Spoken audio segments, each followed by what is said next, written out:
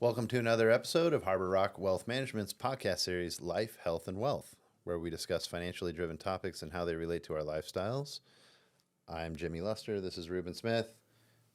Got Big Bad Jake Jerome back in the blue seat. Welcome. The deep thinker. So this is... What's up, brother? What's up, brother? What's up, brother? Yeah, good. We'll explain later about that. That's a funny little meme going life on. and meme culture. Perfect. Yeah, that's strong in the middle school world right now. All right. And the Tennessee Titans recently have that. I appreciate you bringing that into our world because that's not something that we get on the regular. So Keeps me relevant. That and some Jordans. nice shoes, by the way. Yeah, rocking those. So this is your third tour. You're back, and we're Fourth, isn't it? It's fourth one. Is this no? this is the this is fourth three. one. Number This is 4. four. Is this Number four? Yeah. 4. Okay, yeah, because we did stasis, Yeah. and then we've done 2 on the 7 dimensions, Yes. and this is the 4th show. 4, correct. Cool.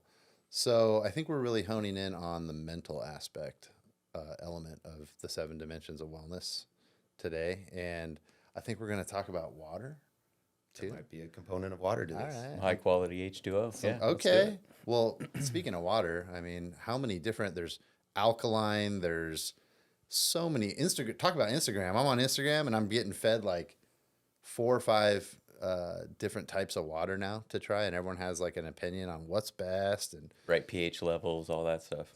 that's in my algorithm. I'm all really thirsty. I got to try one of these. So I don't know. I don't know if you've seen some of that, but.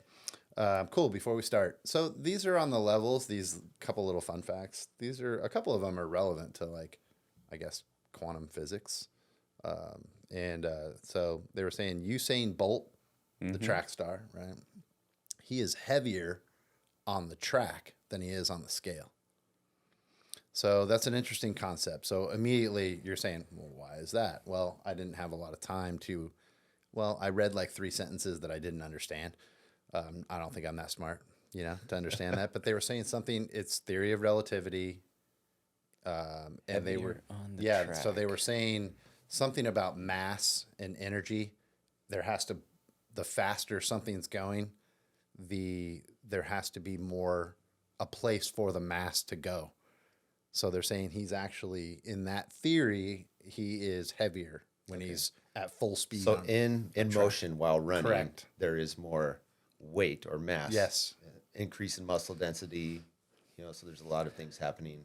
I thought that was a cool one. Yeah, fascinating. Hot water freezes faster than cold water. So hot water will freeze faster than colder water will freeze.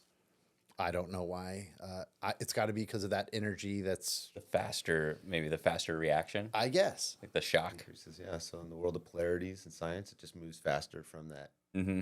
hot, almost boiling or whatever, to freezing quicker, huh? Yeah, that's kind of cool. Wow. And then we're in baseball season. Catcher's masks were not used before 1877. So in think about that. So dentists were super busy before that. They were like hockey Summer players. teeth were the look. Can you imagine setting up? Can you imagine setting up and you have no mask on? And playing football without, Yeah. But at that point, were they throwing 60? No, How right. fast were they really throwing? yeah. Well, here's the thing. So my granddaddy, who I have a picture up in my office of, so he played. I think he played somewhere in the Senator organization at some point, but all I remember. So he died in '96, I believe, and so I spent a majority of my youth with him, and I remember his hands. He was a catcher, so his hands were so gnarled up, and this wasn't just from baseball, but they were all over the place. He was a very physical guy, and but his hand, they were all like pointed different directions. His fingers, but he told me, and I have his catcher's mitt still from back in the '30s, and it's just a piece of leather with a ball in it. I mean, you can't just stick it like you can now in these gloves. But he said, Jim, imagine this all the time. I had to catch like this with 2 hands. So foul balls are hitting my hand all the time. They broke my fingers, and I'm like, oh my gosh, I can't imagine, because I've caught some stingers at short, brutal, and but I can't imagine sitting back there having to catch with 2 hands and not be able to or block a ball and you just get stuck. So, That makes sense though, because if you go back to you see the but he had a mask. Yeah. yeah, no, that's good. That's good. But if you see the videos of them catching back in the day, the old timers, they're always coming in with that second Yeah. hand. That's Yeah. interesting. Okay. Anyway, Cool. fun facts of the day. I like that. They're always good. So let's dive right in. So we ended up the last show on a couple other topics, and I think that was emotional. Emotional. So we Was one talked of 'em. about spiritual dimension of wellness, emotional dimension of wellness, and then the third that we were trying to get to, ran out of time, was the mental dimension of our wellness. Okay. And those three kind of encapsulate our internal world, right? And then the idea of the other four, that's kind of the manifestation or the effect world, right? So kind of cause and effect. And those four for a later date will be physical, relational, there's financial, and then there's like the actionable self. Right. So we'll see what we do with the rest of this. But I think the intention of this podcast is to look at the mental dimension of our wellness, and then looking at how mental and emotional work together, and bringing in spiritual too. So kind of how those three pieces produce that internal experience, and then how we grow that, how we evolve that, how we begin to understand that at a deeper level. And then from there, we'll go to the external. I like it. I like it. All right. I'm prepared to have my mind blown. Mind Let's blown. get mental. Yeah, let's get mental. Yeah. Well, I had a really fascinating experience with an individual who was the creator of it's called like a Tryon ray or something like that, but it's essentially three. So there's these two connecting points where these three lines meet. And he's a big guy into quantum physics. And I went there, like most things, to learn about deep intellectual, spiritual, knowledge. And all I can remember from that talk, Tryon ray, that's the name of the object. But he said something that was so simple that stuck with me forever. And he said, at the fundamental level, thought is just pattern recognition. And it hit me, and I was like, yeah, that's how the brain works. We pick up patterns, and the more that our eyes or through the senses experience that pattern, it creates predictability, or we experience it as a truth or something in that realm. So in starting today, looking at how the mind works through patterns. So we'll start with that. The next piece that came to me recently was that look for what's easy. And as human beings, I think we try to complicate things a lot, particularly as you bring up concepts of quantum physics or the brain, how it works. It's pretty complex to some degree. It's a complex Sure. organ. But the beauty is in simplicity and how easy things should be in the human experience. That was something that's taken a while. And I'm still kind of working on that. But, as we talk with other people and we grow, easy is usually what sticks. Easy is also sustainable. And it's just kind of like the flow of nature. I love the example of water. And Bruce Lee talked about flowing like water. Totally. Yeah. But really be that way. Flow with the energies, that and things come in your direction in life, whatever the case is. But with our brain, try to make things easy and simple. That's where the work, I think, is sustainable. And then that's where we begin to see benefits. Wow. I think that's cool. I love it. I've mentioned I've gone through kind of my own recovery, my own work that has a lot of similarities to what you're presenting, and the information that I learned was so simple that it was hard. It was hard to actually grasp because I had gotten in a pattern behavior or behaviors that took me so far away from just really basic fundamentals that these behaviors were my new norm, and to actually reel it back and simplify things for my life and how I approached and listened to my body, it was almost impossible to do. It was actually difficult. The hardest thing I've ever done is to slow down and unwind all of that. So I'm interested about this for sure. Yeah, it reminds me of like the movie A Beautiful Mind. Remember, like, this is one of the most brilliant minds ever. Like it can handle any concept and it can apply it. But this guy's disturbed, you know, and someone might be like, "Oh, I wish I had that mental capacity to." Some of these, like, I bet you some of these like ultra, like deep thinkers, they can't relate, they can't do simple tasks. They have so much noise and energy happening in their head that, like, it's actually a curse in a lot of ways. Is that you know, why 'cause they're on a hill alone? yeah, I mean, it's, well, I'm they're, joking, that but sounds like a lonely world. You can't really relate a lot to others. They don't understand you. So how do you? Yeah, Yeah, I mean, and that's interesting. just a different cognitive function, right? So there's people that do struggle with the different components or dimensions of this life experience, but the way that their brain is wired and set up, the prefrontal cortex is, firing. They're playing chess when the rest of us are playing checkers. So to Totally. speak, Right. Yes. So they're able to see details, they're able to see connections. As their level of, awareness increases, they understand things at a fundamental level that just gets like deeper and deeper and deeper. And I think that's where you begin to go crazy, is because particularly when you jump down the quantum physics rabbit hole, where does it end? Then you get into like theory of relativity and, certain things like that, which I found super interesting and I grew a lot, but at some point, for what? If I'm not in the science and I'm not required to teach somebody for a paycheck, what does knowing all that necessarily change?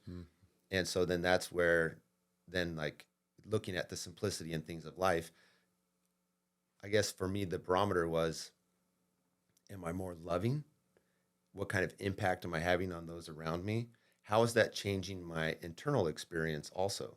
Because as I was learning some of these complexities and then I try to apply it to politics or certain things, it just became more maddening, right? Right. So I can only relate to it at my own level, but in looking at the brain and how the brain functions, for some people, they just have a more developed mind with the capability of seeing things at just a deeper fundamental level, and how it works.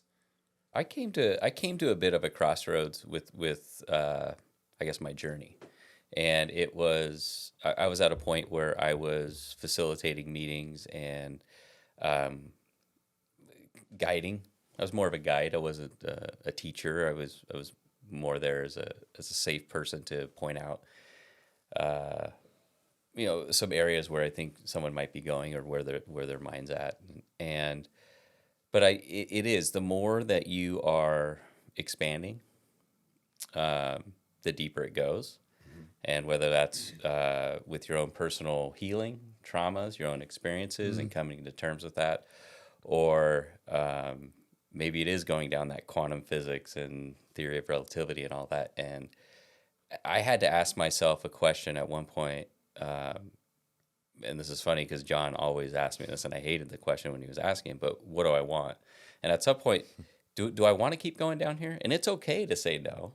And it's okay to, to decide how deep you want to go with this type of work and this idea. And so I got to a point to where, I'm good with where I'm at. And I'm open to continuing that journey, going deeper in the future if that's what happens. And if it doesn't, it doesn't.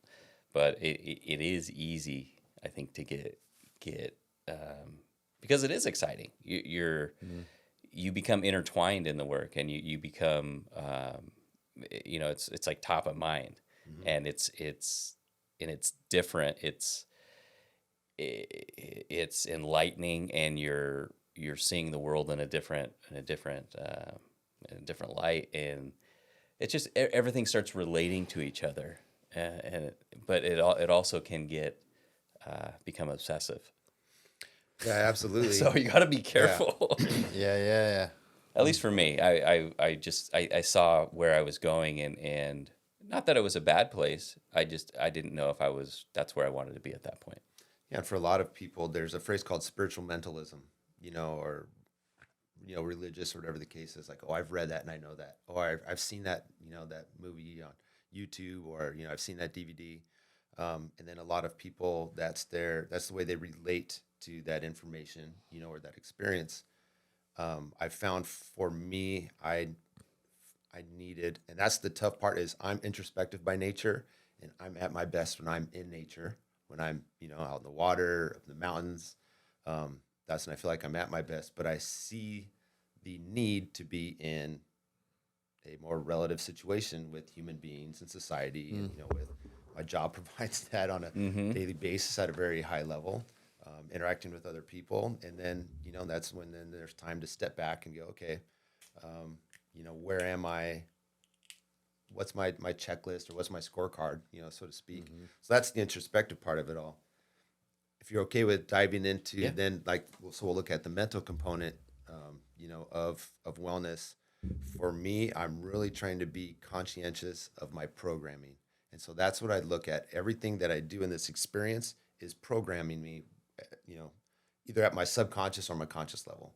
And the subconscious is fascinating because that's where a lot of things happen that control behavior or, stimulus response. All that shows up. So then you see things and you go, oh, that exists. That's within me. How do I change that? And where do I go to change that? And I think that's where a lot of people can, let me speak for myself. Sometimes you can get lost. I'm fortunate in that I've been able to be around a lot of teachers, intentional, through books and different relationships and stuff I have. And then I've come to recognize that there's a lot of teachers that just exist because it's, the universe, God, or whatever you'd say. It's given me this experience so that I can reprogram myself at a higher level. That's definitely my intention, is to continue growing and experience the best in this moment. And this moment constantly changes.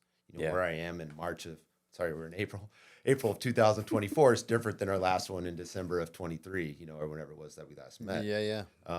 So looking at what am I doing to program my mind, since thoughts are just, patterns or whatever the Patterns case of is. behavior, right? Patterns of behavior. Well, it becomes that. Music. What am I putting into my mind on a consistent basis? Obviously, television, right? The people that I talk to, the things that come across on a day-to-day basis in my professional world. Am I going to choose to spend time listening to something and really invest into it? If A, I don't have to, and B, what's my internal response to this information, right? So I use my feelings and my emotional self to gauge whether or not I need this as a part of my programming. So really looking at and treating my brain with, I guess, that caution and loving myself, to knowing that my programming and how I choose to experience myself means a lot, to me. I think that's cool you said that. The whole idea of loving yourself, I always thought was so cliche. It's like, yeah, I like myself. I'm good, or I'm fine with where I'm at, or look at where I'm at. That was the key word. Fine. Yeah, I'm good. I'm fine. Yeah, I'm not a bad guy. I'm not in jail. I don't have a rap sheet. I gotta, I'm doing fine. But was there any self-care there? And was there any self-love? And an act of self-love is maybe owning those projections, right? Something happens in front of you and you, like you were saying, oh, I got that inside of me. What is that? That was a projection that came up out of nowhere. Part of my healing was owning those projections and owning them without any blame or judgment. It is what it is. I am this. Okay, so no blame or judgment. So you learned how to give yourself grace. So you recognize the behavior for what it was. Yes. And then and when I say learned, that's part of that work. Totally. Right? Because I don't want to say we, that generalizes and you and I, bunch we. of fingers. Okay, let me say I'll for take me. we. Okay, yeah, beat myself up. Sure. So I see that I have a negative reaction to myself, and then there's that beat up moment, where I take myself down emotionally. Yep. So for you, what did you do to change that? How did you create that disconnection? Yeah, well, I'll go through the process. There's my mentor John created what's called the accountability tree, and it's this whole program that he has called intentional living. And owning your projections was one of the keys, and whether that's something you see in someone else, someone cuts you off on the freeway, negative self-talk, but owning your projections would be, let's say, I don't know, I'm arrogant, okay, or that person's arrogant. What an arrogant guy walking by. Okay, no, I'm arrogant. If I'm projecting that on someone else, that means I have it in me somewhere. So I come back, own that I'm arrogant, I am arrogant, and stop. You breathe. You breathe through it. You're not, there's no narrative behind that, or you try to limit the narrative. So John says no blame or no judgment, no judgment. I'm not arrogant because of this, because of that guy, because of anything that's happened in my past. But I also say that there's no story, and that allows me just to sit there and be in the moment. And then by breathing through it, my body will react. It's something that I don't want to admit. I'm arrogant, and it may be tingling of the hands. It may be flushed in the face, heart palpitations. You may get tight, but your body is that you are now in this moment of you are now in that traumatic experience. Your energy is at that level, and something will come to you that will you create a new intention. It is my intent to be non-judgmental. It's my intent to breathe, take a breath before I react. It is my intent to love myself. It is my intent to hold myself in high regard.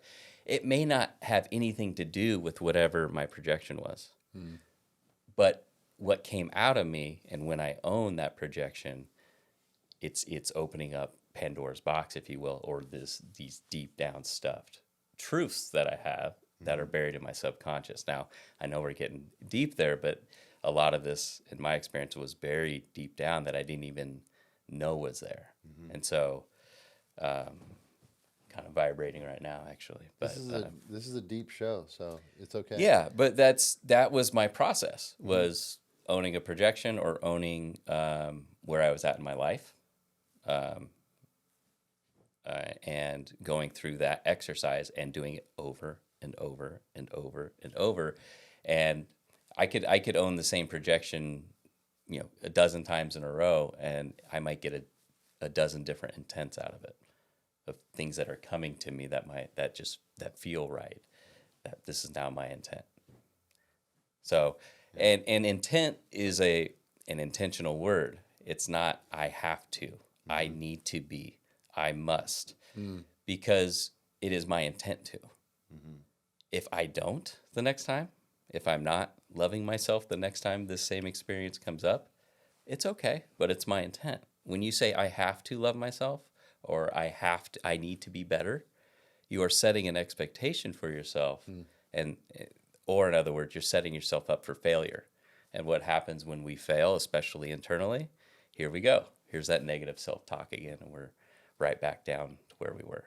So you're creating a kind of a procedure or a protocol too, in how you work through emotions and thoughts together. Yes. Right. And so, just to support also what you're going down that rabbit hole, recently a book was brought to my attention about the body tells the story, and it was about recovering from traumas. And there are various Gabor Mate? Is that it? God, no, yes, It is. It is. Yes. Yeah. So what I learned from that too was just reprogramming through the traumas. And when we talk about trauma, I don't think we're talking about it loosely. I think Sure. There are certain negative thoughts that we have. There are certain negative reactions that we have, but a lot of people deal with really significant traumas, and it seems unbearable to move forward.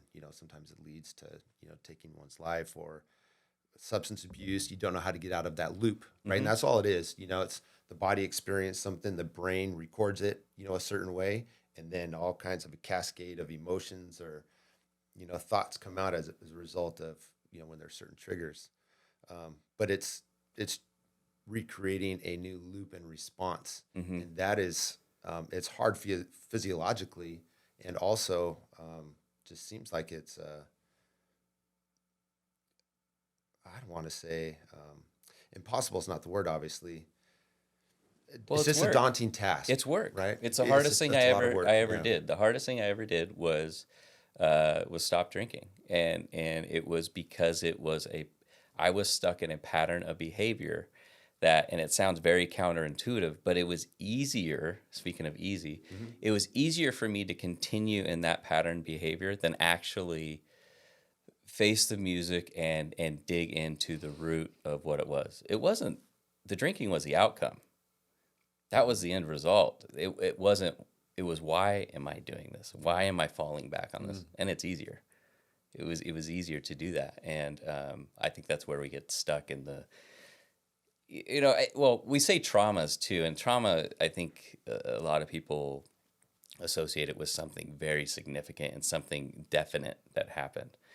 And it doesn't necessarily need to be that. It can be just, you being subject to a lot of experiences as a youth. Like you're exposed over time. That becomes your truth. That Yeah. could be traumatic Yeah. and it manifests into something. Now your very perception traumatic. is Yeah. it's been normalized, Yeah. Yeah. So yeah, it's Yeah. but there's an element of work there that needs to be done, and it's not easy. Yeah, there's somebody that I really enjoy listening to. He's not for everybody, but he's got quite a following. Is Jocko Willink, he's a former Navy SEAL, has his own podcast, has his businesses, whatnot. He co-wrote a book with Leif Babin called Extreme Ownership, and one of their core tenets in this leadership book, and that he goes by in general, is that discipline equals freedom, and discipline is something that's also simple. Just do this simple task. Mm-hmm. Meditation. There's nothing easier than meditation. Is there anything harder than meditation? No, it's insane. Yeah. So it's kind of wild, But the concept of discipline equaling freedom, it's like you want that freedom if you want to experience something different and free yourself of a certain, internal, thought pattern or loop. It's establishing a new discipline, and I appreciate you sharing your story there. We've almost flipped the reverse. No, the roles. That'll happen. But it's all about reprogramming. It's not when we talk about healing, it's not that it no longer exists and all of a sudden it's just gone and it's erased from your memories or your subconscious. It's there. And it's going to come up again, and it's going to come up again and again and again when you are maybe I'm saying this wrong, but when you're it's like you're reworking the frequency of that experience. So now it's not as significant. Then I would talk to people about, my highs are not as high as they used to be, and my lows are not as low. I'm less volatile, right? I'm more ebbs and flows as opposed to these big peaks and valleys of, I bump my head on something and all of a sudden I'm raging, right? Out of nowhere. It's no, okay. I bumped my head. So why at this mental clarity that you might have now that you're continuing to practice like a martial art that's never ending, there's no conclusion. Why do you feel that way now that you don't have these peaks and valleys? Is it because you recognize triggers, or is it because you're just more in tune with? I'm more in tune with myself. Or you've forgiven yourself? Yeah. Or I think all of the above. I'm more grounded. I'm more present. I'm more forgiving. I'm more humble.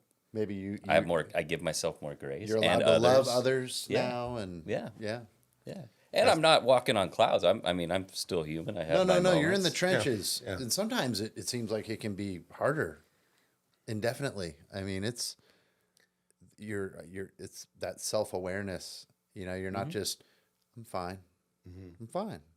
Brush it off. Yeah. Yeah, it's a higher level of self-awareness, and that's kind of that spiritual component of wellness that comes into the mental and emotional. You begin to get new core beliefs. You kind of grow in different areas of your core self, and the I of who I am, the ego. There's not as much place for that, right? So we begin to release attachment to the ego and self. So there's just kind of this interesting dynamic that takes place as we do this self-work too, that I find. Yeah. That's part of that growth is releasing the attachment to I. And something that I've learned over the past too is that a lot of our growth, our spiritual growth, internal growth is about releasing things. So it's not necessarily about learning something new or gaining something, but it's about releasing attachment to, certain patterns or emotions, or releasing, a desire to exist a certain way, Yeah. And it's scary, but there's that polarity, that exists within us. There's something very relieving and like enlightening or grounding about about not carrying all that with you. It's there was I'm trying to remember the intent that I made, but it was something to the effect of I'm okay with whatever tomorrow brings. It's my intent to not worry about tomorrow. It's just I'm totally okay with whatever happens. The house could be on fire tomorrow, car accident, lose my job. It's beyond my control. I'm just going to focus right now on today. It's my intent to focus on today and be okay with whatever comes my way. And I think that's along the lines of what you were talking about. It's like you're releasing these stresses and these things that are really bogging you down. Mm-hmm. And again, another act of self-love. You're not giving yourself a hug. You're not giving yourself a pat on the back. You're releasing some of these stresses that just bog you down. Can I piggyback on something there to Please. what you said then? Because it makes me think too along this. So we're talking about this dimension of mental wellness. Mm-hmm. What's something that you guys do to help kind of feed that component of yourself? Or maybe what is something that you don't necessarily have the behavior pattern around right now, but that, at the highest form of my mental well-being would include what would that be? I'll give you an example. Can I give you an example? I'm human. I'm also a father of 3 daughters, age 6, 9, and 11. And there's a lot of personalities going on in the house, a lot of noise. We have 2 dogs, and it's just a lot happening. So when I find myself in a pattern behavior that I don't want to be in with them, I will own let's say I raised my voice. I apologize, Dad got upset. I raised my voice. I will come back and own it to them. And I'd like to, as opposed to just saying sorry, I don't like sorry anymore. I try to avoid the idea of just saying sorry and moving on because you're really not addressing anything. You're not owning your whatever your action was. So being more, I think, conscious of your words and the impact that they have on people, and owning whatever it is that in that case the pattern of behavior or whatever I was that I guess the behavior that I don't want to be in with my kids. The other thing is breathing, meditation, exercise, eating right. Putting Good fuel. Yeah, putting the right substance in your body. Yeah. High vibrational foods, high vibrational thoughts. Right. If I could kind of circle back. Circle back. There's the words. Let's do it. Circle back to last podcast where you talked about one of your intentions was, I think, doing a little bit more with meditation. Yeah. That's obviously a practice. I think from my experience and in my research, meditation's kind of like the pinnacle of doing something or doing nothing to help improve the mental dimensional aspect of ourselves. Yeah. But would you like to speak a little bit, Mr. Jerome? No, I was going to say, something that helps me kind of quiet things down is I think about the battles that others have fought, if that makes sense. So whenever I feel myself, I think first and foremost, understanding triggers, like being self-aware of your triggers and why you go to where you go is huge. You got to start there. Like this can be overwhelming to practice this art of mental wellness. But we talked about simplifying. Start simple. Just be aware of, write it down. If you're at your most anxious or moments or you're out of your element, you're like, gosh, things like just feel odd. Write down what's happening right now, or what am I eating, or what did I do yesterday? I think that's I know a lot of people that go through depression and anxiety. They talk about those when you're having like an anxiety attack or a panic attack. Look at the things that are real. Feel that wood table. Hear that fan on. I can touch the sheet. My head's on the pillow. I can hear someone breathing. And it kind of like brings you back. Mm-hmm. That's what it does for me when I think about maybe loved ones that fought a horrible trauma, or people that are going through something that, wow, reality hits me. My mental clarity kind of brings me back to my life's amazing. Like, even though I might be having a tough day, or I know I got a tough event coming, or whatever it is, it makes it so much easier for me to just, I feel like 10 pounds lighter, instead of carrying that backpack full of static and garbage. And and then you start craving better food, or all of a sudden I'm just, you don't really have to consciously think about it if you are practicing the simple things. But and that kind of leads me to a question I was going to ask you. Someone like Ruben, who very intentionally went through this battle to better yourself and be the best Ruben, dad, friend, brother, all those things, versus someone that is just kind of on the fly, that you all of a sudden have a coachable life moment, where, people don't wake up. Yeah. I don't think people wake up going, okay, today is the mental dimension of wellness, and I'm going to go out looking for ways to find out that thing, like apply it to real life, what I was reading last night. That's okay. Are you in search of that? I think you're already cluttering up your approach right there. But we all have those moments when we're out and, you see an act of kindness, or, you see something else and you're like, wow, that's really cool, and versus, applying it intentionally, like showing up, doing the work. Yeah. Where do we all, like, how does that all kind of fit together? I always go back to Manny Ramirez. He was a great hitter, right? And Manny was known, and no offense to Manny, if you ever watched the show, I'm not calling you a dumb guy, but in sports, we all know that sometimes some of those simple thinkers are some of the best athletes out there, because they easily forget about some of the bad things, and they don't celebrate too long. They just get back in there and do their training, and they kill it. And you're like, God, that guy's not much of a cerebral player there, but he's amazing. And Manny used to hit these balls that people are all, dude, Manny, you hammered that. What pitch was that? I have no idea. It just came at me and I just hammered it 480 feet, Tommy hopped it. Yeah. But that's a good thing to remember in life, is that you're talking about that simplicity.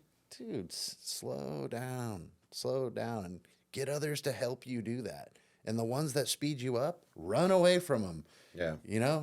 Surround yourself with the right folks and energy. Yeah.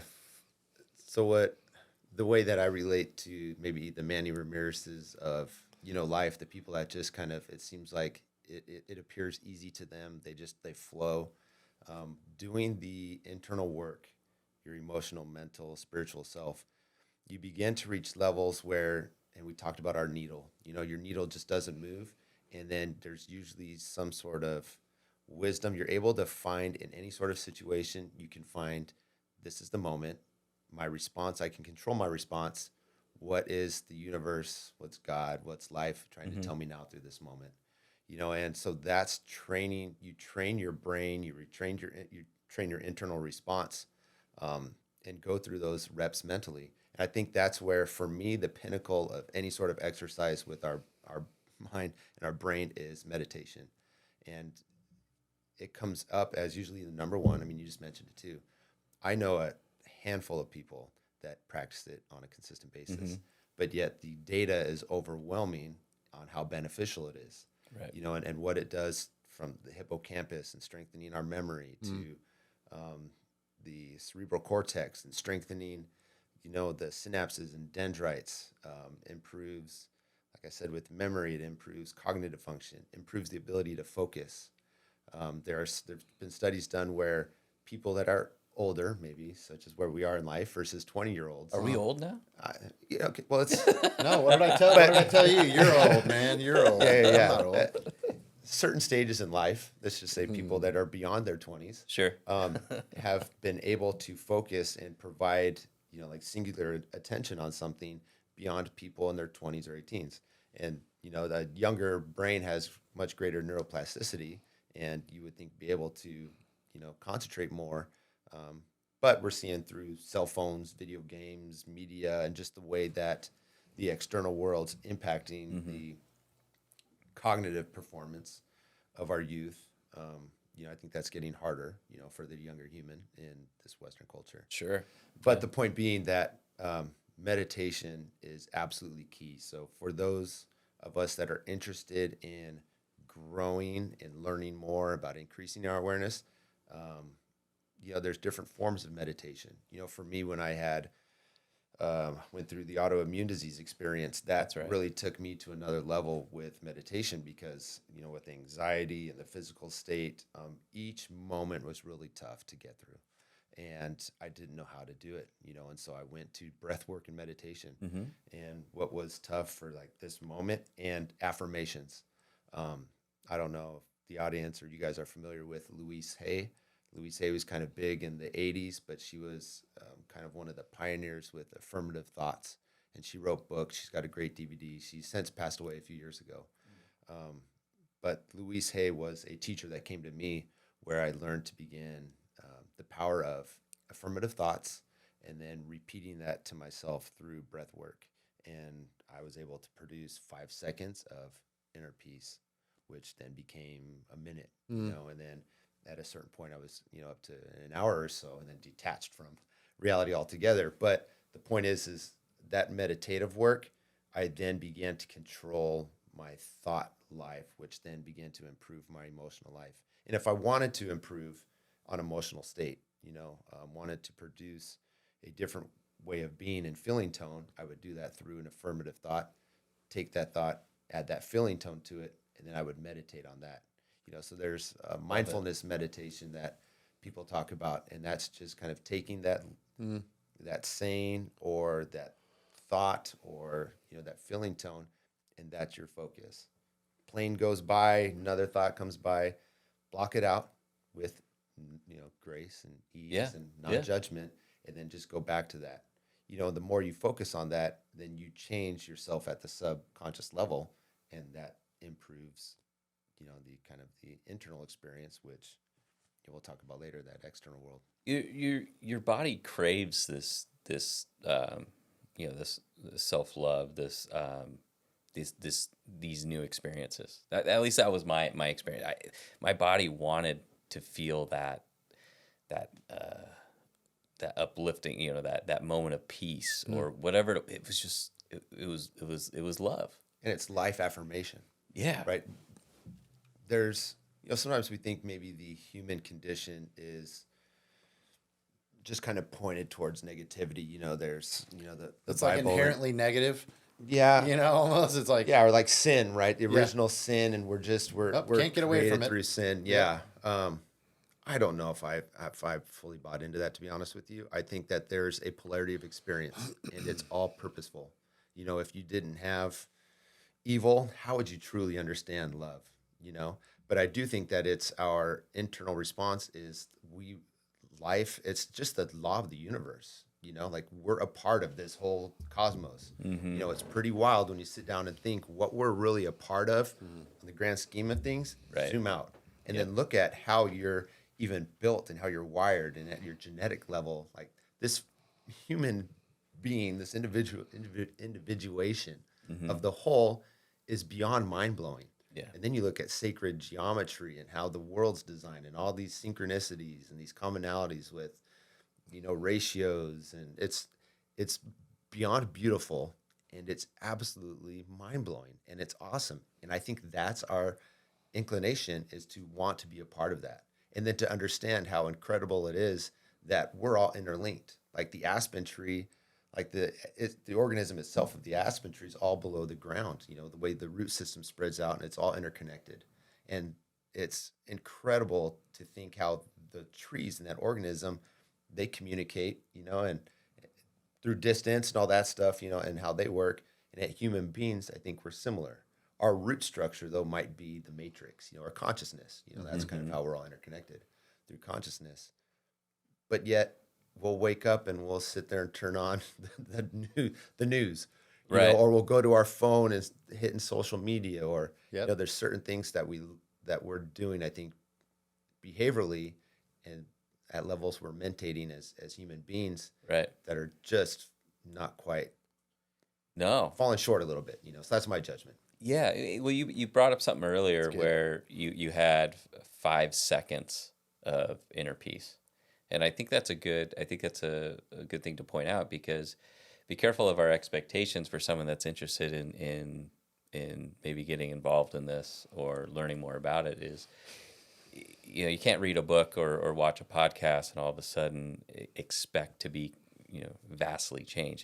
There's an element of work, there's an element of self-participation, vulnerability, and it's these little changes. Okay, so when I talked about the work on the accountability tree, maybe the next time I raised my voice with my daughter, I caught that I was raising my voice, and I knew it right when I was doing it. I may have continued through with whatever I was saying, but I knew it, and that was a little change. That was a little victory, as opposed to me, my past. Maybe I raised my voice and I stormed off and let us both sulk in it for 20 minutes before I even walked back into the room. I mean, think about trauma, right? How traumatic could that be? But it's these little victories, and kind of talking to what you were saying earlier, James, was those little victories become bigger and bigger victories, similar to your path with meditation. You became to expand and became more self-aware and more grounded and present. You're just more in tune with maybe it's the universe, maybe it's yourself, I don't know, but things tend to slow down. Yeah. So I don't know. Yeah, it's interesting. And you do not walk alone in this journey of like mental wellness, meaning that a lot of people think that it's just on how I do things and I project myself onto the world. It's interesting because like I had an example of it this morning where I was not happy with an outcome that was happening with someone that was coming over to do some work at my house. And I voiced it. I don't think I was rude at all. I think it was appropriate. His response back to me could have made me react a certain way, but he was genuine in how he was approaching me, and it changed my whole. It was a learning moment but they all are. If you look at them like that, you're all, that was cool. I was thinking about it in the car over. I like how that went. I was reflecting on it. Instead of like just getting angry and I don't know. It was I felt like I was in control of my moment there, and it was fine. And I think he felt the energy too. Yeah. I gave him some grace without even saying, "Oh, it's okay. We just got it done, and we were two guys, and he had a job to do, and it was peaceful." I don't know. It was just a small moment. They don't all have to be groundbreaking, is the point I'm making. Yeah. There are these small little moments that can be very teachable. You can learn huge lessons from moments, quick moments, grocery store, gas, interactions with the All world. over the place. They're Totally constantly daily. happening. That could be some of the biggest moments, that prepare you to handle maybe a bigger moment, and you're working to get better and better and have more awareness. Did you say something about we're part of the whole? Did you say something like that just now or before that? Because think about your reaction. Yeah. And this is getting maybe off tangent, but think about if your reaction was negative or you rattled that guy. Sure, I jumped on him bad, What did that set off? What did that set off with him? Totally. Where did that take his day? Where did that take your day? So when we talk about being part of the whole, Yes. like with grace, the guy cuts you off in the freeway. Need your first reaction might be to go chase him down, go curse him, go throw the middle finger, whatever. What are they going through, right? That guy obviously has something way more important going on than I do right now. I'm gonna let him go. That's good. I got me right where I'm at. I'll be right here. It's an opportunity to release, Yeah. and not have attachment to that experience. Yeah. Also, that's all they are, just, opportunities for Opportunities. growth, to increase our awareness, whatever it is that, we're working on it. And to understand, for me, there's this concept of my buddy and I use, like, it's good medicine, in that it might be something that's tough to work through, right? Recent, occurrence or something that I had to work through. I knew that it was medicine for me to contact this person, to and to use language and try to add the feeling tone to it of true ownership, of recognizing that I wasn't my highest self. And so that was the verbiage I used, and even in the process of conversation afterwards, I didn't feel good about it because it wasn't my typical response. Because I knew I could have probably done a little bit of work to justify my response, but that wasn't the purpose. I wasn't going to grow through that, so I needed the medicine of this awkward experience, to work through and change and respond differently, Yep. and taking the true ownership. But you grew. You No, absolutely. And so this is a couple weeks later, and I feel better about it now because I know I did. And so that's the time delay. And I think somebody that's more of a master in their self-development, they recognize it in the moment, okay? So I'm on a couple week delay, which is better than So a couple months. I have a thought on that, because when I would facilitate these classes, I would have I'd guide people through the accountability tree, and sometimes nothing would come to them, and that's okay. What do you want? What do you want as a result of this, and where do you feel it in your body? It's not something that just a light bulb goes off right away, and here you go. Here's your answer. It spits out an answer. I love that. Your body will tell you, and it's my thought. I have zero scientific insights on this other than my personal thought. The deeper the trauma, the longer it will take to come out. And because I had one specifically that literally took, it was probably less than a week, but it seemed like forever. And then finally, I don't know what I was doing. I was doing the dishes or driving down the road or something, but it hit me. There it is. That is what I want. That's my intent. Yeah. So give yourself some grace on the I guess the aha moments or finding it is whatever it is that you want. Do you guys want to touch on subconscious versus conscious? Yeah, we can if you'd like to. I think it's an interesting thought. I mean, if we're talking on the mental side, Yeah. okay. Yeah. Have you done is it Joe Murphy, The Power of the Subconscious? I know it's kind of a smaller book and one that's kind of I don't want to say the Bible, but it's one a lot of people reference on work of the subconscious. Are you familiar with that? I'm not, but I'm a big believer in, and I have a feeling I'm in line with what he's saying, because Okay. I'm from the mindset that the subconscious rules my actions, up to 90% of them. So Yeah, one of the things he says too is he relates the subconscious, or he calls it's almost like synonymous with God, universe, inner being, or he's got a lot of synonyms, but the subconscious being that you're just not aware of it, but that is your like locked programming response in that moment, or your thought or belief system around something in that moment, right? Yep. Okay. Yep. So just to be transparent again, I would wake up on a morning, let's say, where I drank the day before, and consciously I said, I don't want to do that today. No way. I can do this. Not today. By midday, I was already justifying or coming up with reasoning as to why I could do it one more day. And maybe I would leave work and say, I'm going straight home today. But where would I find myself? I wouldn't find myself at home. I would find myself with a drink in my hand somewhere. Sure. So all driven by the subconscious, because it was easier.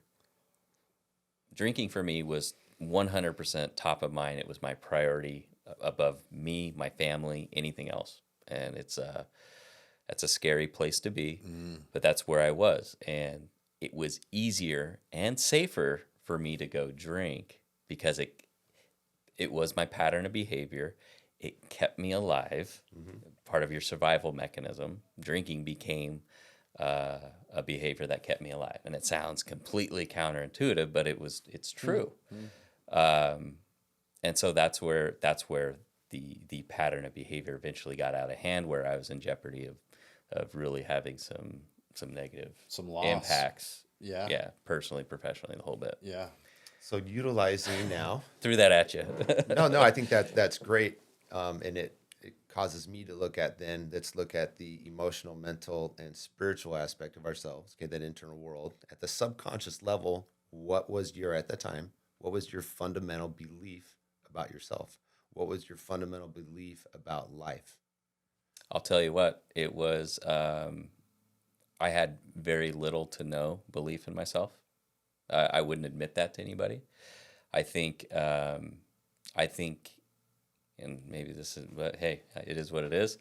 I think deep down, and I wanted something to happen as a result of my drinking to where I was just not around. That was the easier way out. I didn't think of myself in high regard, professionally, personally. Never gave myself credit. I was never good enough. Do you feel like your concept of what life was, maybe, the human experience, when we talk spiritual, and you don't have to answer this, I'm speaking more just out in general. Sure. Your concept around, what God is to you, or your role in this life experience. So like those fundamental deep core beliefs, had you spent time developing those at all, or? Not at all. And to no one's fault. It was just something I was never exposed to early on, and to be spiritual and religious seemed scary.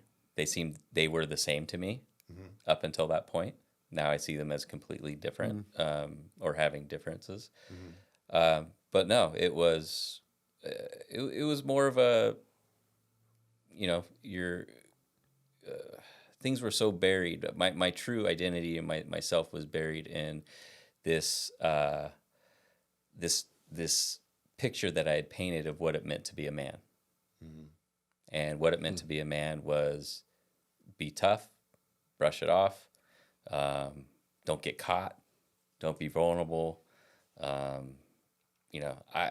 One thing that John, my mentor, told me at one point, he said you were scared to be, or you were a wannabe. He called me a wannabe on one of my meetings, and I just about broke through the Zoom screen, because it was all during COVID. But yeah, I was scared of being caught. I was the chameleon. I didn't want to be exposed, right? You know me. I followed Nate. I wanted to be a big football player. I gave up playing baseball, which I liked playing baseball. I was somewhat good at, but it wasn't me. I wasn't making decisions for me. But yeah, so no, I didn't really have, I didn't have an identity.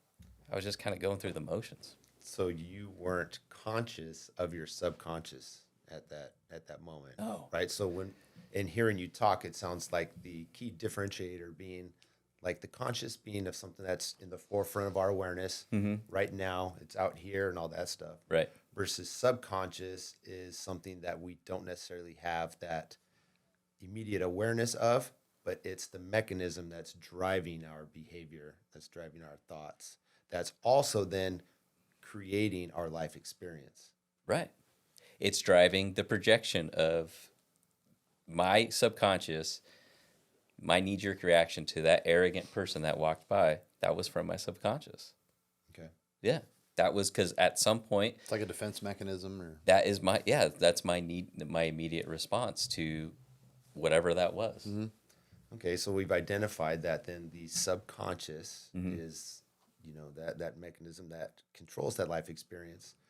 Then how do we now utilize that as a tool for ourselves for empowerment?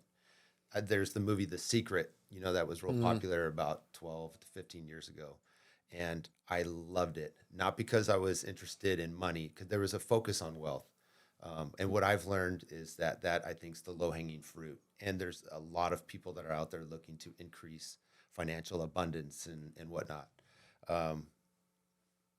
Point of that being, what I loved about The Secret, though, is it talked about that law of attraction, but learning and understanding that our thoughts become things, Yeah. and what I learned about the subconscious through that experience at that time was that, again, programming mattered. And for me, it was programming how I saw myself in my relationships, my physical well-being. And, when I think of myself like as my actionable self, it doesn't go towards my profession at all. I view myself more as a student than I do as a teacher. Awesome. I'm very thankful for the relationships and people I have and different things that have come my way. But my core concept of myself is a recreational being, so that's something that I really worked on through, the subconscious. So I find it interesting that as we begin to learn about programming our mind through the subconscious, that's what determines our reality. Yeah. So if somebody, coming in wants a different financial experience, I think one of the things that you guys do well is you're not out there, okay, let's look at how to make number go up. You're looking at so many other components of financial well-being. Right. If it's somebody that's looking at, I want to improve health and lose weight and do those things, what is your core belief at the subconscious level? Do some work. Again, it's important not to do it, I don't think, by yourself all the time. Right. Find somebody that's a master or, a professional at that, but help get into some of those root thoughts and belief systems. And then you change that to, I am a whole being, what I eat, what I'm a part of is vibrant, and, there's different ways, to kind of change the way that we think and view food, when it comes to nutrition. Well, you say the more you tell, let's say someone who's depressed, okay, the more that you have this negative self-talk, I'll just say for myself, the more I talk negatively about myself, and it started when I was young.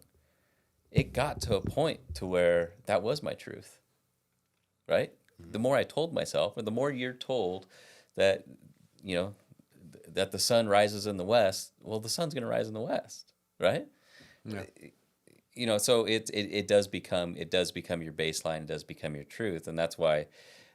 One thing I always thought that it was so just silly or cliche that this childhood trauma. I thought it was a cop out. Okay, childhood trauma, something happened when you were a kid. Like, grow up, just get through it. We're all healthy. We're all fine. Well, there's a ton of truth to it now. I've completely been exposed to it. And I want to say childhood trauma very lightly. This is not like physical abuse. This is not. So what happens when you're very young, when you're 0 to 5, let's say, or even in utero, you are subject to energy, you are subject to experiences, and you are essentially a sponge. So what you see is true. So if you see someone reacting a certain way and they tell you, well, that person did this, so they deserve that, okay, they're right. Well, and that becomes your baseline. That becomes your foundation. And now as you start, you get older, you start finding your independence, and then you're identifying your own spin on that, and it manifests into potentially some pretty disruptive patterns of behavior, which was my experience. So I don't know where I was going with that, but the more we hear something, the more it becomes truth. Right. And through this exercise, through the accountability tree, that's why you go through and you do it again and again and again and again as it comes up, and slowly but surely things start slowing down. You now have capacity to love yourself, to live your life with some grace, some humility, and so forth. And reprogramming the mind, which reprograms the emotional response. Exactly. Yeah, for sure. Exactly. Thanks for sharing all that. Yeah, thanks. Yeah. Thanks for the space. Yeah, so I was thinking, like, those, it doesn't happen very often, but when you're in a discussion about something that you're kind of putting yourself out there, and there's a lot of self-discovery involved. I don't hear it very often, but I love when I get a response from someone that says, I'm not quite prepared to answer that question.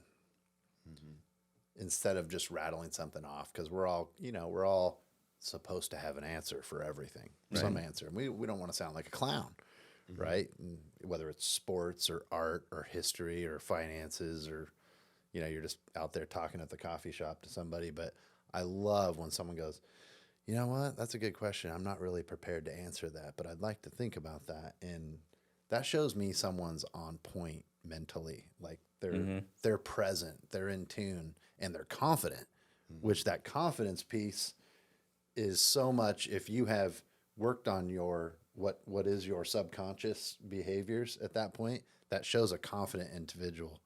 And that's all about that transparency and vulnerability. You can tell they've done some work. Well, they're just comfortable in their own shoes. They're You can okay. recognize that. Yeah. I think that's great. Yeah, they're okay with not knowing. They're okay with And that is being okay. exposed. They're okay with And that's part of being not that being student. the smartest guy in the room or whatever. Yeah, That's right. And one of my main takeaways from today is, we have good and evil. I like it. I like to think of it more as love and evil. Yeah. If you know what I mean there. It's because like that love piece is not defined just as having a crush on somebody or doing something nice for somebody. It's as much about loving yourself. It's more so. We always say that, like you hear that all the time. Well, you can't love anyone if you don't love yourself, truly. And so what is love, and love is good. It's good in all regards, whether it's you're doing something that's tough for somebody, like that's hard, but it's out of love, and it's all versus, it's just kind of a cool concept. It's life affirming. It simplifies it for me to think about what is good versus evil, Yeah, absolutely. Well, you had, and I know we're going to wrap it up, but you mentioned something financially driven that was. About the secret?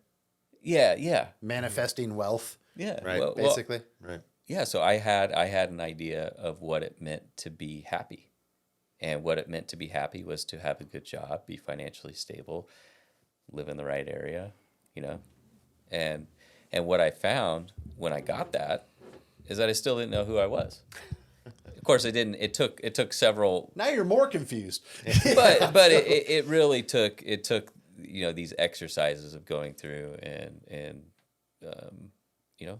acts of self-love, self-care for me to actually start making decisions as an adult for myself at 40. Yeah. So crazy stuff, man. I love Yeah, this stuff. it's fascinating. And just to support, I just said, I kind of overspoke a little bit while you were speaking, and I apologize about that. No, not at but all. when I think about love versus evil and the polarities, and circling back to power versus force that we talked about, I just look at it as those things that affirm or support life, or those things that detract from life experience. Whether it's human beings, animals, or plants, whatever the case is. Yeah, that's what we were going back to last time, where there was the gauge at which right. certain the calibration. Yeah. You have emotions and thoughts calibrating at certain levels. Right. And so everything calibrates at one level or the other, and my model has changed very much in how I look at the world. I don't look at it as good versus evil. Certainly things that exist that impact human beings individually or on a whole at a certain level. Yeah. But it's either just it kind of detracts from the life experience, or it's life affirming. I look at it that way, and that kind of has helped me seeing those polarities. Also in then recognizing being more attracted to those things that are love, like you were saying, Jim. Yeah. Do you think that slowed down or maybe muted some of your projections? Yeah, absolutely. I'm not as, I try not to be as attached to things that I see, and recognizing it for what it is.